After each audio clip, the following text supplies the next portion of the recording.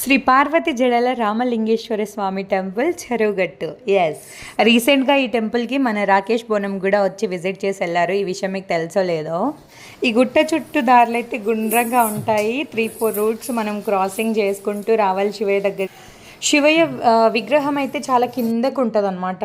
And పైనుంచి view అయితే అద్దరిపోయింది అనమాట. ఎంత మంచిగా ప్రశాంతంగా ఉందో, ఇక్కడే ఉండిపోవాలి అనిపించినంత ప్రశాంతంగా ఉంది. చల్లని గాలి పైన గుట్ట నుంచి నుంచొని చూస్తుంటే వ్యూ అయితే అసలు సూపర్ ఉంది. మీరు కూడా చూడండి ఒకసారి. ఎవరైనా దగ్గరలో ఉన్న వాళ్ళు కంపల్సరీ చెరువుగట్టు టెంపుల్ని విజిట్ చేయండి.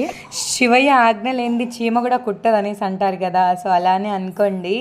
ప్రతిదీ మన లైఫ్లో జరిగేది మంచి అయినా చెడైనా ఏదైనా సరే ఎవ్రీథింగ్ మన మంచి కోసమే జరుగుతుంది అనేసి అనుకోవాలి. అండ్ నా వీడియోస్ మీకు ఎలా అనిపిస్తున్నాయి, నా ఓన్ కంటెంట్ వీడియోస్ బాగున్నాయా లేదా అనేది కూడా కామెంట్ చేయడం మర్చిపోద్దు అసలు. అండ్ నా వీడియోస్ మీకు నచ్చుతున్నట్టయితే ఓన్ కంటెంట్ అని కామెంట్ చేయండి. Bye bye.